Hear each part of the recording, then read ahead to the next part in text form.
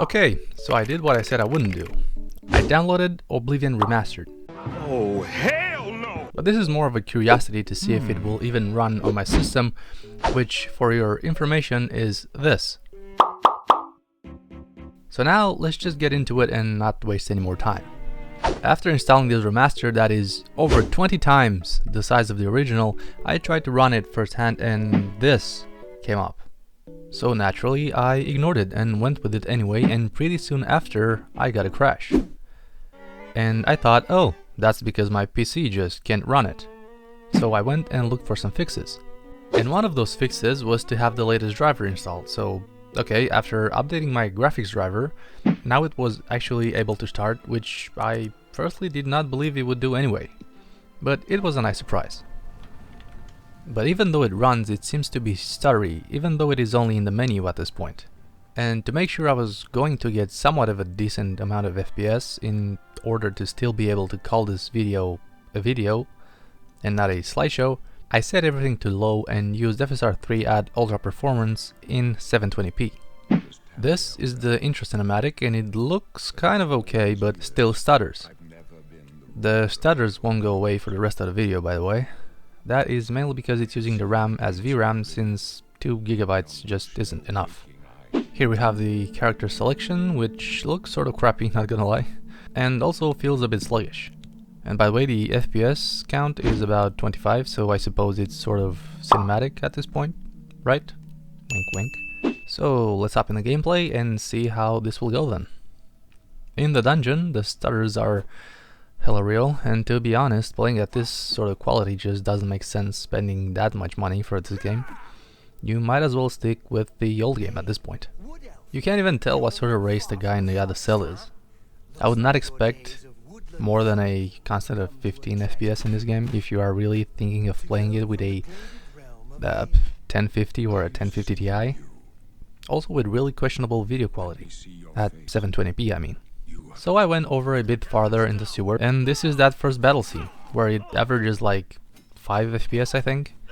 I tried to get in on the action, but I didn't get the time to do so. I did, however, fight the big rats though, so that's a plus. So continuing on in the sewer, after defeating this rat ear by the well, I took the key from the goblin and tried to go out the door.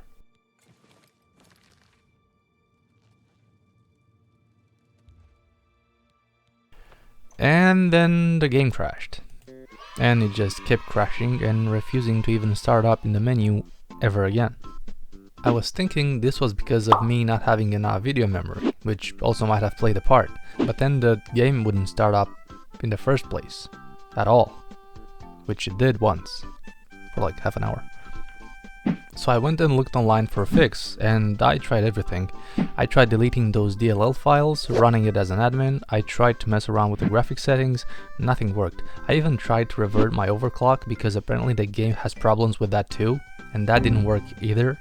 And it's not just me having problems launching the game, there's also people with PCs light years ahead of mine that also had this problem. Now I know you're probably thinking, oh, he's just looking for excuses. No, I'm not. I'm not defending my system, saying it doesn't have any part in this issue. I'm just saying that if even those people with high-end systems are having these crashes, then it probably is the game's fault in most cases. I also wanted to try out lossless scaling on this, but I guess that's not happening in this clip. And honestly, I'll just delete this from my PC because I quite frankly don't care about this game. So, if you have a system with a 1050 in it and you want to play this game, my advice is taking into consideration the crash reports that so many people are having. Just forget that this game exists and just play the original with beauty mods, really. It will save you a lot of headaches and frustration, and the price of this game that you can use to get something that actually works properly. Unless you already have a much better CPU than mine and a crap ton of RAM for the game to use. But chances are, if you already have those things, you might also have a much better graphics card, and this would not be an issue. After all, even the newer systems are having trouble running it at decent FPS without the help of frame generation.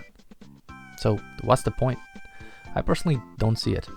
Devs certainly don't care about optimization in the past few years, and now that we have frame generation, these companies will care even less. So save your money and get something you can actually enjoy. Take care everyone, and have a great day!